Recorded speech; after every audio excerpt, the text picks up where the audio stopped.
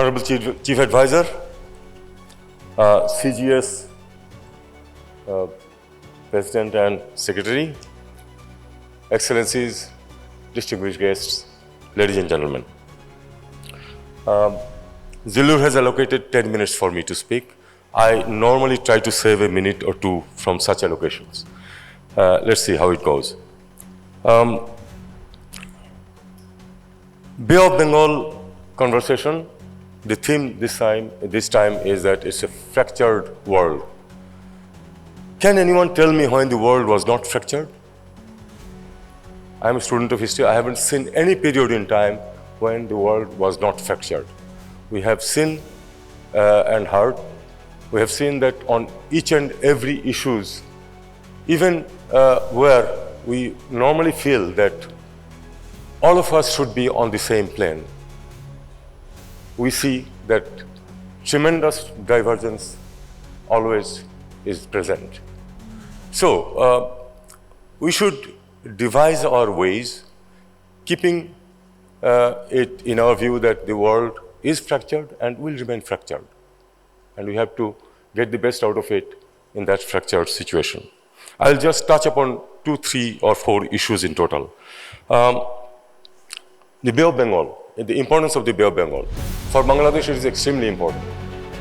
This gives us access to the rest of the world. There are many unfortunate countries which do not have access to the sea, and they have difficulties. We have seen, both in the region and beyond, that they do have difficulties. So that way, it gives us access to the rest of the world. It's very important for us. And secondly, its resources are also very important for us. Particularly the fisheries, for the large majority of the people, a huge number of people we have, an important source of protein, and also potentially a very important source of energy. So the importance of the Bay of Bengal for Bangladesh doesn't need to be overemphasized. Let us look at the regional dynamics a little bit. There is strategic issues, there are economic issues, and often the two are intertwined. There are 3 important players, I believe, apart from Bangladesh, in the Bay of Bengal, which are the US, China, and India. Each have their own interests. The US has the Indo-Pacific strategy, and Bay of Bengal is an extremely important part of the Indian Ocean. That way, it is important for the US. Let us not speak about the rivalries only, but there is the issue of dominance in the Bay of Bengal and the seas, which has been there for at least for the last 500, 600 years in different forms in different areas.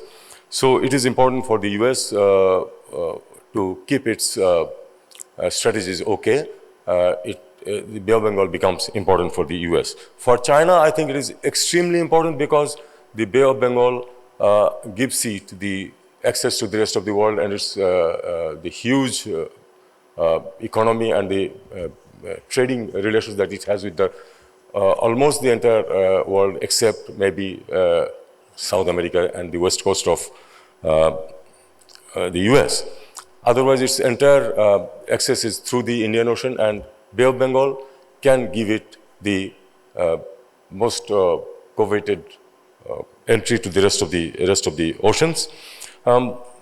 It is at present, as we look at it, it's extremely dependent on the Malacca Straits, which is strategically very important. And here, through Myanmar, China has an access to the Bay of Bengal and beyond.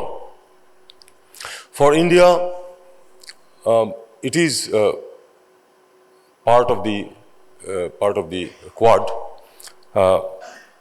led by the US, but India has its own interest in the Indian Ocean and consequently the Bay of Bengal. And as I look at it, India being a littoral of this sea and Indian Ocean, for it, it is some sort of a backwater on which it wants its influences, and which is not illogical.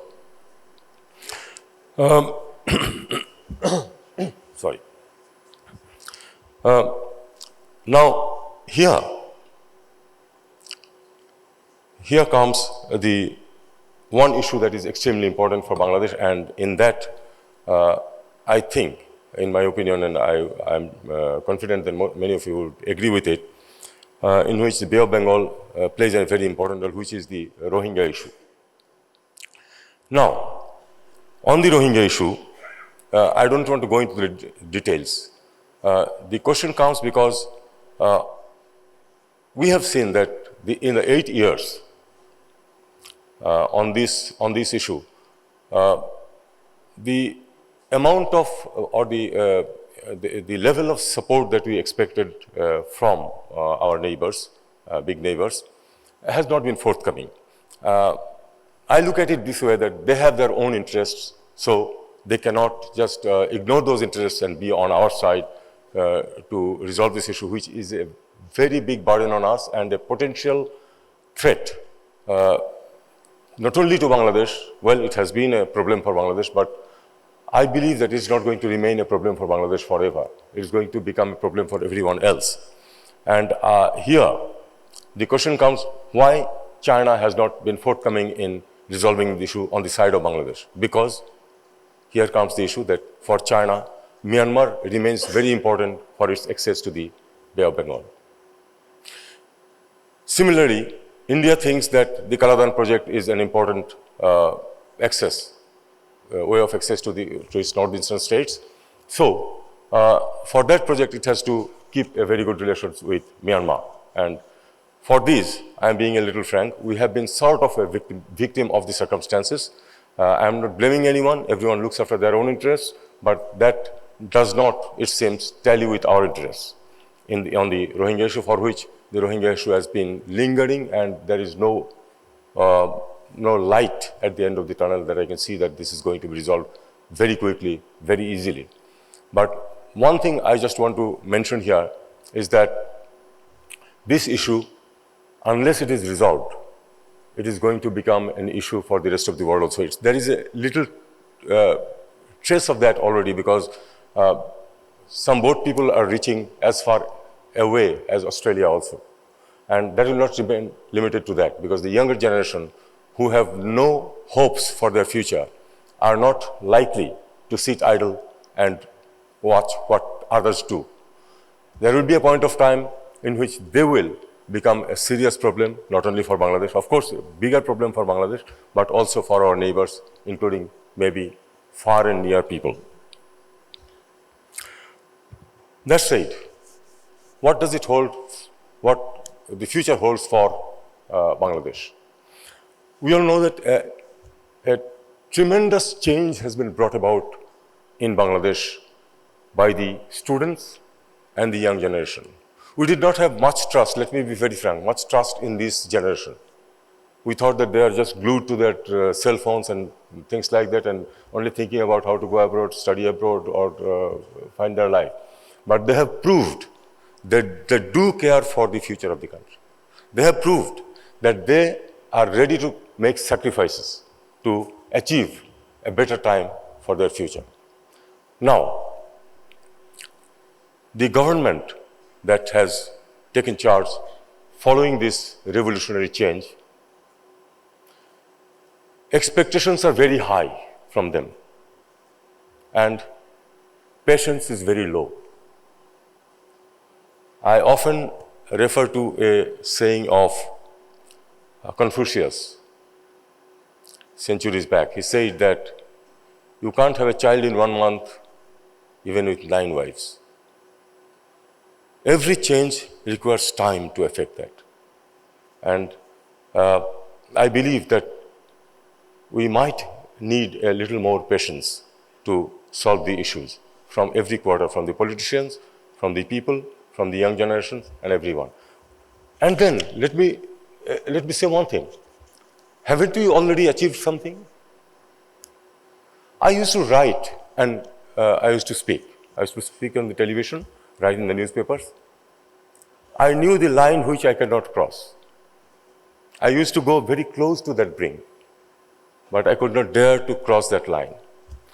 The people, only people who could speak freely were stationed in the West, outside the country, about our country. No one within the country had the liberty to criticize actions. I am very happy to see that our actions of this government are being freely criticized from within the country. People sitting here are criticizing our government. I am very happy about it. I think this one thing we have already achieved. And I hope that with a little patience from everyone, with help from our friends within the country and abroad, this government will be able to fulfill much of its, if not all, much of its, the expectations that the younger generation have put on us. Thank you very much.